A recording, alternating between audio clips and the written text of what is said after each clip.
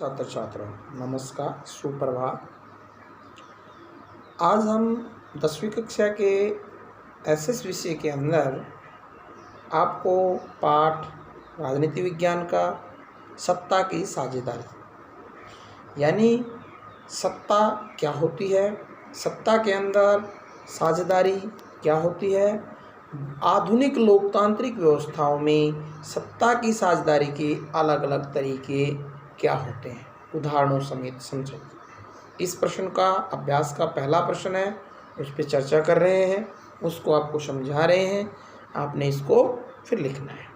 प्यारे बच्चों, लोकतंत्र होता है जनता का शासन, जनता के द्वारा जनता के लिए चुना हुआ शासन लोकतंत्र कहलाता है। यह अब्राहम लिंकन की एक सर्वमान्य परिभाषा है।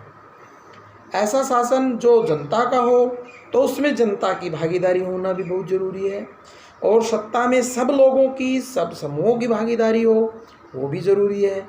इसीलिए लोकतांत्रिक व्यवस्था में सत्ता की साझेदारी को अनिवार्य माना गया है। अब प्रश्न ये होता है कि लोकतांत्रिक व्यवस्था में सत्ता की साझेदारी के रूप कौन कौन से हैं। प्यारे बच्चों, आप जैसा जानते हैं, शासन के अंदर लोकतांत्रिक व्यवस्था में सत्ता की साझेदारी के मुख्य रूप से 4 रूप आधुनिक रूप से माने जाते हैं। पहला है शासन के विभिन्न अंगों के बीच सत्ता का बंटवारा। हम देखते हैं, भारत के उदाहरण को लेकर हम समझें तो शासन के विभिन्न अंग हैं, विधानपालिका, कार्यपालिका और न्यायपालिका।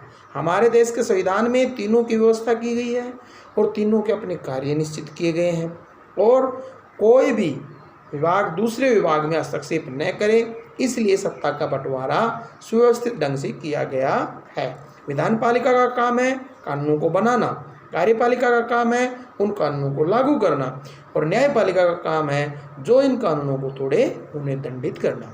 इस तरह से एक दूसरे से जुड़ी हुई भी है, एक दूसरे को बैलेंस भी रखती है, एक दूसरे को अनाधिकार चेष्टा को भी रोकती है। दूसरा, सत्ता के विभिन्न स्तरों के बीच बंटवारा। सत्ता के भारत में विभिन्न स्तर हैं। हम भारत का ही उदाहरण लेके समझें तो भारत में मुख्य रूप से सत्ता के 3 स्तर माने गए। केंद्रीय स्तर, जहाँ प्रधानमंत्री राष्ट्रपति को शक्तियों का प्रयोग करते हुए अपने मंत्रिमंडल की सहायता से पूरे देश का शासन चलाता है, उसको कुछ शक्तियाँ दे रखी है, सत्ता की कुछ पावर दे रखी हैं।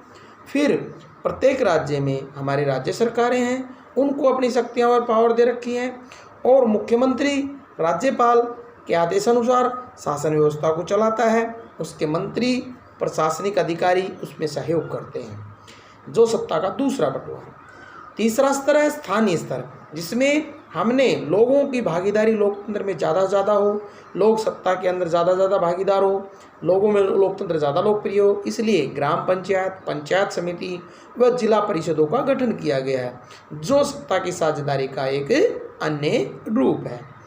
तीसरा, विभिन्न सामाजिक समूहों के बीच सत्ता का बंटवारा। प्यारे बच्चों, दुनिया के विभिन्न देशों में, जैसा हमने बेल्जियम में पढ़ा, जैसा हमने श्रीलंका में पढ़ा, सत्ता की साझेदारी के विभिन्न समूहों में बंटवारा किए गए, परंतु कहीं अच्छा कहीं बेकार। भारत में सत्ता की साझेदारी में सभी वर्गों को महत्व मिले।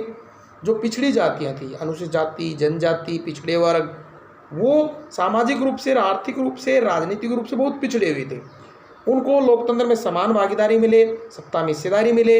इसलिए ऐसे समूहों को भारतीय संविधान में विशेष दर्जा देकर उन्हें आरक्षित सीटें दी गई हैं, ताकि उनकी सत्ता में साझेदारी हो सके। इसी प्रकार बेल्जियम में भी सभी भाषी समूह, फ्रेंच और डच, दोनों को समान रूप से भागीदारी दी गई है। तो ये है सत्ता के विभिन्न समूहों के बीच सत्ता की साझेदारी।